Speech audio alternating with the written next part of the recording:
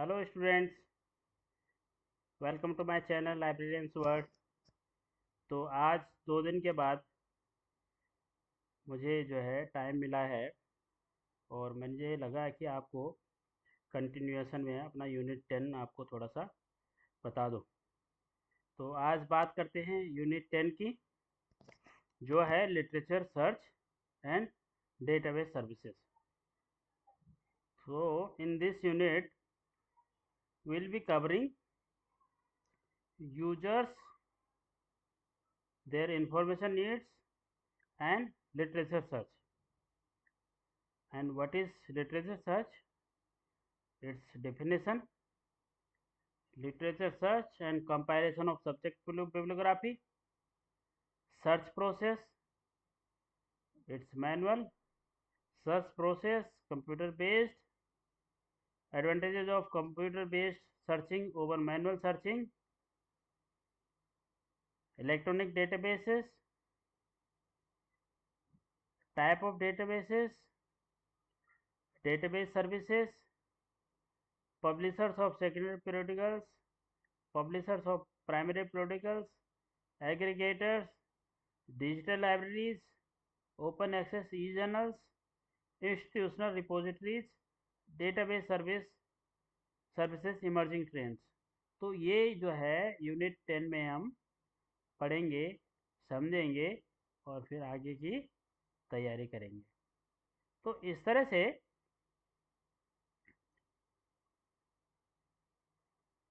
हमने इससे पहले वाले यूनिट्स में पढ़ा था कि सूचना की ज़रूरतें क्या हैं लाइब्रेरी यूजर्स के लिए और कितने प्रकार की लाइब्रेरी सर्विसेज हैं जो library and information centres provide करते हैं, जिससे कि यूजर की रिक्वायरमेंट फुलफिल होती है। और यूनिट 9 में हमने पढ़ा था कि क्या है रेफरेंस सर्विसेज क्या हैं, और उसमें करंट अवेयरनेस सर्विसेज के बारे में जाना था, एसडीआई जाना था, इंडेक्सिंग एंड एब्स्ट्रैक्टिंग को जाना है कि क्या है, एंड वैल्यू एडेड सर्विसेज। और इस यूनिट में जहाँ तक यूनिट 10 की बात है, तो यूनिट 10 में हम क्या पढ़ने वाले हैं? Literature search and database services. बहुत इम्पोर्टेंट है, जब हम लाइब्रेरी प्रोफेशन में जाते हैं तो हमारे लिटरेचर सर्च इक्वली इम्पोर्टेंट है, जैसे कि हम और सारे फंक्शंस करते हैं लाइब्रेरी के फील्ड में। जैसे हम लाइब्रेरी के जो हमारा एडमिनिस्ट्रेशन होता है, जिसको बोलते हैं हम हाउस कीपिंग ऑपरेशन, जैसे कि हम हाउस कीपिंग ऑपरेशन है, वो बहुत इम्पोर्टेंट है लाइब्रेरी को रन करने के लिए, फंक्शन करने के लिए। उसके जो फंक्शंस हैं, एक्विजिशन हो गया, सर्कुलेशन, है ना, कैटलॉगिंग, उसी तरह से रेफरेंस सर्विसेज हैं, वो भी इक्वली इम्पोर्टेंट है। अब जो बात कर रहे हैं हम literature search and database services. तो in literature search, the methods and techniques of literature search in response to varying information needs of users and different steps in compilation of subject bibliography using manual as well as online services will be described. So in this unit what we are going to cover कि 2 areas हैं जिसमें हम cover करें, जिसको हम cover करेंगे, जो है literature search and database services. तो लिटरेचर सर्च, उसकी तकनीक, उसका तरीका, उसके टेक्निक, जैसे जिससे कि अलग अलग तरह की सूचनाओं को हम उसके यूजर्स को अलग अलग स्टेप्स में कंपाइल करके सब्जेक्ट बिब्लियोग्राफी के थ्रू, और मैनुअल मैनुअल मतलब जो हमारा ट्रेडिशनल, जो पुराना हमारा तरीका था, उसके माध्यम से, और ऑनलाइन रिसोर्सेज के माध्यम से हम अब क्या है प्रदान करते हैं, देते हैं। तो इस तरह से हम इसको समझेंगे। उसके अलावा हम क्या जानेंगे कि primary and secondary journals of publishers, online databases, उसके वेंडर्स जो उसको डील करते हैं, जो कि सप्लाई करते हैं इंस्टीट्यूशंस में, ठीक है। और ये सारी चीज़ें हम जो है जानेंगे इस यूनिट में। Users, their information needs and literature search. The prime objective of any library and information center is to meet the information needs of its clients as early as possible.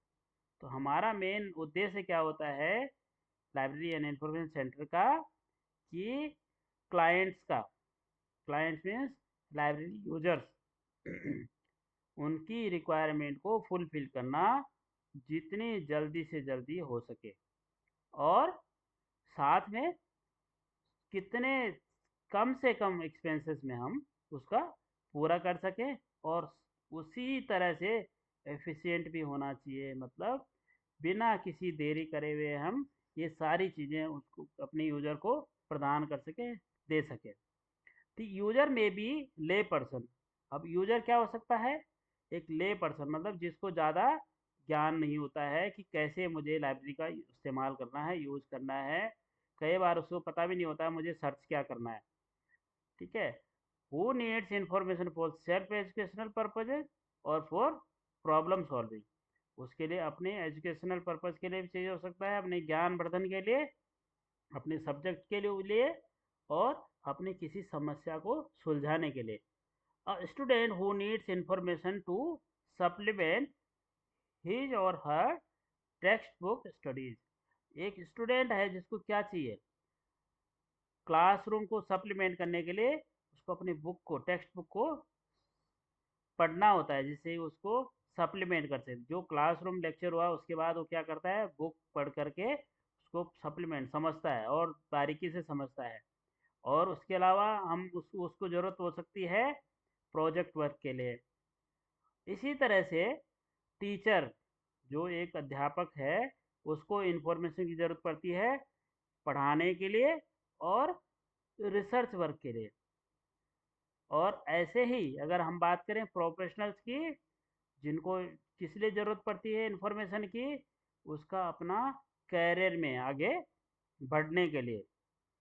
A manager who needs information for a new product line.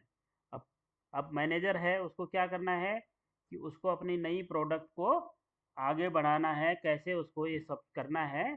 उसके लिए उसको अपने improve करने के लिए, जो उसका existing, कोई जब आपने देखा होगा कि पुराना जब प्रोडक्ट हो जाता है तो उसकी सेल कम हो जाती है, तो उसको क्या करते हैं, उसको थोड़ा सा इन्हांस करके, उसकी क्वालिटी करके, उसको उसकी कॉन्फ़िगरेशन बढ़ा करके उसको फिर एक नए मॉडल से लाते हैं, उसकी कॉन्फ़िगरेशन अच्छा करते हैं। आपने देखा होगा मार्केट में नए-नए जब फ़ोन आते हैं तो लोग पूछते हैं कि भैया इसकी कितनी जीबी की रैम है ना?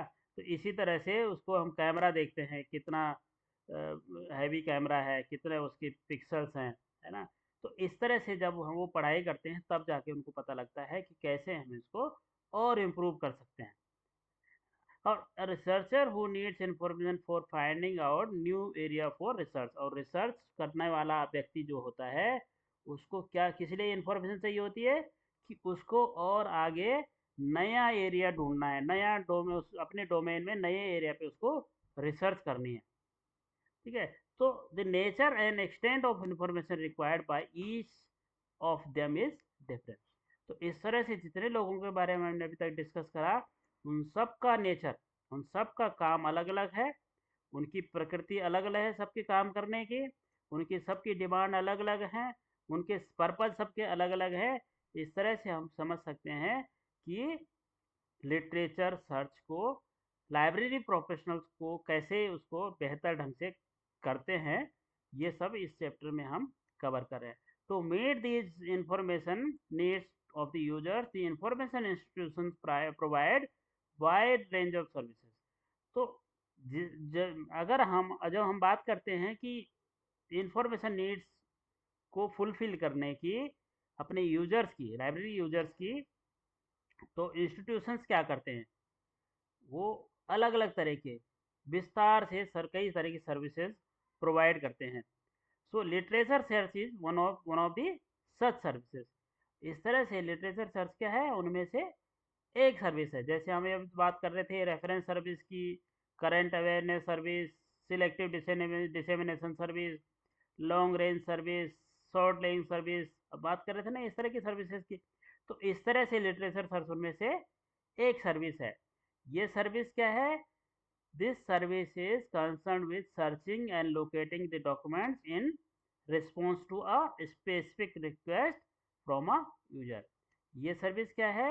एक स्पेसिफिक रिक्वेस्ट के रिस्पॉन्स में है। अगर कोई हमें बोलता है हमें एक पर्टिकुलर चीज़ चाहिए, तो लिटरेचर सर्च उस स्पेसिफिक है ना सर्च के रेस्पेक्ट में बात कर रहे हैं। The queries such as I have to write a paper on different breed of dogs where I can find this information. अब कोई बोलता है कि मुझे डॉग्स की अलग अलग ब्रीड्स हैं, कोई बोलता है जर्मन शेफर्ड है, कोई बोलता है किसी और प्रजाति का है, तो उनके बारे में हमने क्या करना है, एक एक पेपर लिखना है। ठीक है, तो उसके लिए मुझे ये सूचना कहाँ मिलेगी, कौन सी डॉक्यूमेंट में मुझे ये मिलेगा, जिससे कि मैं अपना ज्ञान को प्रदान करूँ, मैं अपने आप कुछ एक पेपर लिख सकूँ। I have to make a comparative study of communism and capitalism. अब किसी को क्या करना है कि एक स्टडी करनी है कि कम्युनिज्म क्या है और कैपिटलिज्म क्या है। ठीक है, तो इन दोनों में क्या डिफरेंस है, तो सामने वाले को कंपेरेटिव स्टडी करनी है।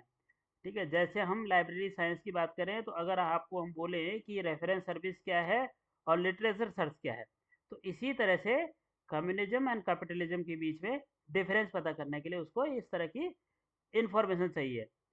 ठीक है, तो ऐसे ही where where can I find the information such as such queries depending upon the users needs. अब ये क्या है, यूजर की ज़रूरत है, जो जो अपने जिस एरिया में काम करता है उसको उसी तरह की इंफॉर्मेशन चाहिए होती है। जैसे लाइब्रेरी साइंस का स्टूडेंट है, वो क्या करेगा, लाइब्रेरी साइंस से रिलेटेड इंफॉर्मेशन सर्च करेगा। अगर कोई एनिमल स्पेशलिस्ट है, तो एनिमल के रिलेटेड इंफॉर्मेशन ढूंढेगा। तो इस तरह से अलग अलग चीज़ें लिटरेचर सर्च के माध्यम से लोग ढूंढते हैं। Short answer from the reference book in specific search type of service. Answer is in the form of one or more documents containing the information. Such query is also called bibliographic inquiry और bibliographic search। अब हमें क्या करना है, इस तरह के हम जब हम क्वेरी करते हैं तो हम क्या करते हैं, बिब्लियोग्राफिक सर्च करते हैं। जब हम किसी डेटाबेस में जाते हैं तो वहाँ एक क्वेरी डालते हैं कि I need book on such and such area, तो हम उसमें डालते हैं, तब हमें कई सारी डिटेल्स मिल जाती हैं, तो बिब्लियोग्राफी नज़र आती है, उनमें से कौन सी हमारी पर्टिकुलर सर्च है, स्पेसिफिक सर्च है, फिर हम उसको ढूंढ लेते हैं। और ये तो है ऑनलाइन ओपेक के थ्रू, और एक है मैनुअल मोड से। तो जो हमारा कैटलॉगिंग रहता है, कैटलॉग कार्ड होता है, उसके थ्रू हम सर्च करते हैं। अब bibliographic search is a search to find bibliographical citations to documents that contain the information. This type of service is also known as long range service, long range reference service. इस तरह की service को क्या बोलते हैं, long range reference service बोलते हैं। Queries leading to specific search constitute greatest proportion of reference question in school and academic libraries as well as many special libraries. The time taken to answer such question may take 10 minutes to an hour or more.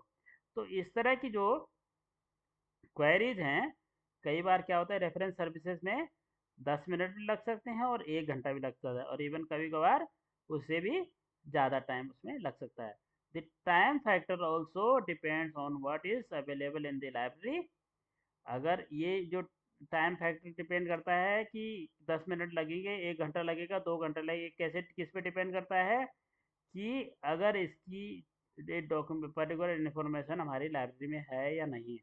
ठीक है, so it is all depend upon availability in our library. This is subject to availability. So librarians knowledge of the sources in the library, and if the document is to be procured through interlibrary loan, it may take longer time. अगर library में available है तो librarian का knowledge में होता है, वो बता देते हैं yes this particular information is here, this particular document is here in the library, so obviously it will take less time, may be 1 or 2 minutes, may be 10 minutes, and if it is not there in the library, then what is the option, क्या option है उसके बाद, हम उसको inter library loan के through उसको acquire करते हैं, जिसमें कि समय लगता है। ठीक है, तो in ready reference service, data और facts are provided. In long range reference service, documents, protocols, reports containing information are provided. अब हम जल्दी जल्दी से बात कर लेते हैं लिटरेचर सर्च, उसकी definition.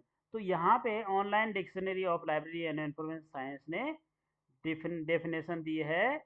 Literature search is an exhaustive search for published information on a subject conducted systematically using all bibliographic finding tools. अब लिटरेचर सर्च में क्या होता है कि एक एग्जॉस्टिव सर्च बनी होती है, बिब्लियोग्राफी बनी होती है, जो कि सिस्टमेटिकली तैयार होती है, जिसमें हम अपने टूल्स यूज करते हैं और उसके हिसाब से हम लोकेट करते हैं कि हमारे पास ये पर्टिकुलर एग्जिस्टिंग मटेरियल है या नहीं है। और an important initial step in any serious research project, जैसे ये वेबसाइट का नाम इसमें दे रखा है ना। So literature search plays an important role in research activities. Literature search से क्या होता है कि आपका काम आसान हो जाता है। ठीक है, any researcher while starting any new research project need to know in details what has already been published on her or his area of research। Research literature search से क्या फ़ायदा होता है रिसर्चर का, क्योंकि उसका समय खराब नहीं होता है। कई बार क्या होता है कि हम ऐसे एरिया में काम करने रिसर्च करने के लिए कई बार हमारे ध्यान में आता है जो ऑलरेडी हो चुका है। तो अब हमारे पास क्या ऑप्शन होता है, जब हम इस तरह की लिटरेचर सर्च से अपनी फाइंड करते हैं डॉक्यूमेंट रिसोर्सेज को, तो हमें पता लगता है ये ऑटोमेटिकली इस एरिया में रिसर्च हो चुका है। अब हमें कितना डिफरेंट इससे करना है। ठीक है, तो इसी तरह से at the same time reporting the research result, a researcher need to review the literature to compare the research result with other scholars working in similar field. This requires an exhaustive search of previously published literature on that subject and compilation of a bibliography। तो इस तरह से जो है, अगर कोई और काम इस एरिया में कर रहा है, तो वो भी इस लिटरेचर सर्च से उसको हेल्प मिलती है। Literature search is also carried out to solve any research problem and find out how other scholar have handled the same problem. अब इसका एक दूसरा फायदा क्या होता है कि इससे आपको एक आइडिया मिल जाती है, हेल्प मिल जाता है, सपोर्ट मिल जाता है कि ये जो रिसर्च हुई इस फील्ड में, जो सिमिलर है ऑलमोस्ट, या थोड़ा मैं जो उसको अलग करना चाहूँगा, लेकिन मेरे को एक आइडिया मिल जाता है कि कैसे मैं अपनी रिसर्च को कैरी ऑन करूँ। तो इस तरह से ये इससे इस तरह से ये सपोर्ट करता है। कैसे करता है? Helps in study and research, study में, पढ़ने में और रिसर्च में हेल्प मदद आती है, में मदद मिलती है। Avoids duplication of research report efforts, और उससे क्या फ़ायदा होता है कि डुप्लीकेशन नहीं होता है, आपका समय खराब नहीं होता है, और जो रिजल्ट आपको निकल के आएगा, पता लगे आपको डुप्लीकेट हो गया, तो आपको उसका उतना फ्रूटफुल रिजल्ट नहीं आता है। Helps in solving research problem, और इससे और क्या फ़ायदा मिलता है आपको, रिसर्च प्रॉब्लम जो आपकी है उसको सॉल्व करने में मदद मिलती है। Assist in learning methods and approaches that are appropriate for a particular field of study. helps to demonstrate that the researcher's contribution is new and different from others। वैसे सबसे बड़ा फायदा क्या है, इससे आपको मदद मिलती है, रिसर्चर को मदद मिलती है कि जो काम मैंने करा है वो बिल्कुल अलग है, और जो काम ऑलरेडी हो रखा है उसका इससे फार फार मतलब दूर दूर तक कोई मतलब नहीं है, तो इसलिए ये अलग काम हो जाता है। Assist in finding out new areas for research. अब उसके अलावा हमारे को क्या आइडिया मिलता है कि ये जो काम हो रखा है इसके अलावा मुझे और क्या काम कर सकते हैं, उससे आपको एक मदद मिलती है। तो ये मैंने मोटा मोटा आपको समझा दिया है। अब आपको पढ़ना है literature search and compilation of subject bibliography. जिस जो मैंने समझा दिया उसमें से आपको ये आपको आइडिया आ जाएगा। अब ये सर्च मैनुअल सर्च प्रोसेस है उसका मैनुअल है, ठीक है। इसमें आपने अब पढ़ना है, स्टेप 1 है अंडरस्टैंडिंग द सब्जेक्ट, स्टेप 2 में है decision on scope, on the scope, coverage and period. उसके बाद इसकी सब्जेक्ट बिब्लियोग्राफी कैसे कैसे बनाते हैं, फॉर्मुलेशन ऑफ सर्च स्ट्रेटेजी की कैसे फॉर्मुलेट करते हैं, ठीक है, scanning, entry making, arrangement, indexing. अब आता है सर्च प्रोसेस। सर्च प्रोसेस है कंप्यूटर बेस्ड, मतलब इंफॉर्मेशन कम्युनिकेशन टेक्नोलॉजी के थ्रू हम बिब्लियोग्राफिकल जो है उसमें काफ़ी हमें मदद मिलती है, क्योंकि जब से कंप्यूटर बेस्ड सर्च प्रोसेस हुआ है तब से क्या हुआ है, हमारा काम बहुत आसान हो गया है। जिसमें जब मैनुअल में हम कुछ चीज़ ढूंढते थे तो उसमें टास्क, बहुत लंबा टास्क होता था, और कई बार क्या है हमें प्रॉपर चीज़ नहीं मिलती थी, क्योंकि उसको कहीं गलत जगह पे हमने कई बार इंडेक्सिंग प्रॉपर नहीं होती थी, वो बिब्लियोग्राफी प्रॉपर नहीं बन मिलती थी, है ना, लोकेट नहीं कर पाते थे। लेकिन यहाँ क्या है, कंप्यूटर बेस्ड है तो उसमें कोई वो नहीं आती है, कोई एरर नहीं आता है। आप उसको जल्दी से जल्दी आप उसको ढूंढ सकते हैं, है ना। तो इस तरह से internet access to online search service arrange. अब आपने देखा होगा कि जब हम कोई चीज़ ढूंढते हैं तो हम क्या करते हैं, गूगल करते हैं, और गूगल से हमें तुरंत वो चीज़ मिल जाती है, जो भी सर्च हम डालते हैं उसमें। ऐसे ही और सारे हैं, log on to the search service provider, select the appropriate database. अब आपने क्या करना है, अप्रोप्रिएट मतलब सही डेटाबेस आपने सर्च सेलेक्ट करना है कि आपको डेटा कहाँ मिलेगा। अगर एबिस्को में चाहिए तो एबिस्को में ढूंढना है आपने, है ना। आपने लेक्सिस नेक्सिस में ढूंढना है आपने, मतलब ये आपने अप्रोप्रिएट डेटाबेस सेलेक्ट करना है, क्योंकि आज की डेट पे बहुत सारे डेटाबेसेस हैं जिसमें आपको अलग अलग तरह की इंफॉर्मेशन मिलती है। तो आपको उसमें सही वाला अपना डेटाबेस सेलेक्ट करना चाहिए, है ना। तो formulate the search expression, search, select the appropriate format for display of records, reformulate search expression if required, select the mode of delivery, आपकी डिलीवरी का क्या मोड होगा, है ना। इस तरह से आप advantages of computer based searching over manual searching, क्या फ़ायदे हैं कंप्यूटर बेस्ड में। कंप्यूटर बेस्ड में फ़ायदे क्या हैं कि एक तो स्पीड, जल्दी से जल्दी काम हो जाता है, फास्टर है। और उसके अलावा क्या है, आपके मोर सर्च ऑप्शंस हैं, आपके पास सर्च ऑप्शन क्या हैं, टाइटल से ढूंढ सकते हैं, और पब्लिशर से ढूंढ सकते हैं, ईयर वाइज ढूंढ सकते हैं। तो you have search option, more search option available, ठीक है। इलेक्ट्रॉनिक डेटाबेसेस में आप लोग को पता है, जो हम बात कर चुके हैं already, electronic databases are organised collection of data और information that are stored in computer readable form and can be easily accessed. आसानी से हम उसको एक्सेस कर सकते हैं, पा सकते हैं, उसको मॉडिफाई कर सकते हैं, उसको अपडेट कर सकते हैं। तो इस तरह से इलेक्ट्रॉनिक डेटाबेसेस जो है, हम ये कह सकते हैं कि ये है एक ऑर्गेनाइज्ड कलेक्शन है, ठीक है। सो आपने देखा होगा कई सारे प्राइवेट डेटाबेसेस हैं जिसको कि हमारे ऑर्गेनाइजेशन ने सब्सक्राइब कर रखा है, और अपना डेटाबेस उसको मेंटेन करते हैं अपने यूजर्स के लिए, है ना। तो ऐसे ही टाइप्स ऑफ डेटाबेसेस हैं। Databases are organised and maintained in different ways for different types of data और इंफॉर्मेशन, ठीक है। जैसे वर्ड ओरिएंटेड है, न्यूमेरिक हैं, इमेज में हैं, साउंड में हैं। तो इस तरह से आपने ये डेटाबेस सर्विसेज है, जैसे बिब्लियोग्राफिक डेटाबेस हो गया, कैटलॉग्स हो गए, पीरियोडिकल इंडेक्सेस हो गए, एब्स्ट्रैक्टिंग सर्विसेज हो गया, है ना। उसके अलावा उसकी तरह से फुल टेक्स्ट डेटाबेसेस हो गया, जिसमें ई जर्नल्स हो गया, रेफरेंस सोर्सेज हो गया, बुक्स हो गया, ये सारे सर्विसेज हैं इसमें। Publish publishers of secondary protocol, जैसे किताबें हो गई, ठीक है। और इसके अलावा है केमिकल अब्स्ट्रैक्ट सर्विस डेटाबेसेस, इस तरह के जो हैं ये डेटाबेसेस हैं।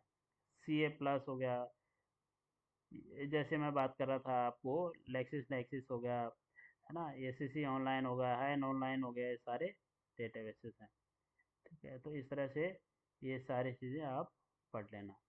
ये कुछ कुछ डेटाबेसेस के उन्होंने नाम मेंशन कर रखे हैं, इनको याद करके आप समझ सकते हैं, गूगल कर सकते हैं। और इस तरह से आप 10.7.2 में पब्लिशर्स ऑफ प्राइमरी प्रोटोकॉल्स, जैसे रिसर्च जो प्राइमरी प्रोटोकॉल्स हैं जो पहली बार पब्लिश होते हैं, जैसे R&D इंस्टीट्यूशंस में, गवर्नमेंट ऑर्गेनाइजेशन में, ठीक है। ये सारे तरीके ऐसे सारे नाम हैं। आपने कुछ नाम सुनेंगे, साइंस डायरेक्ट नहीं सुने होंगे तो आगे आने आने वाले टाइम पे सुनोगे कि एल्सवियर का अपना एक प्रोडक्ट है जिसको बोलते हैं साइंस डायरेक्ट, जो आज की डेट में काफ़ी लीडिंग पब्लिशर माना जाता है ना, जिसमें हजारों के नंबर संख्या में periodicals हैं, ठीक है। मतलब ई कंटेंट उसके पास अवेलेबल है।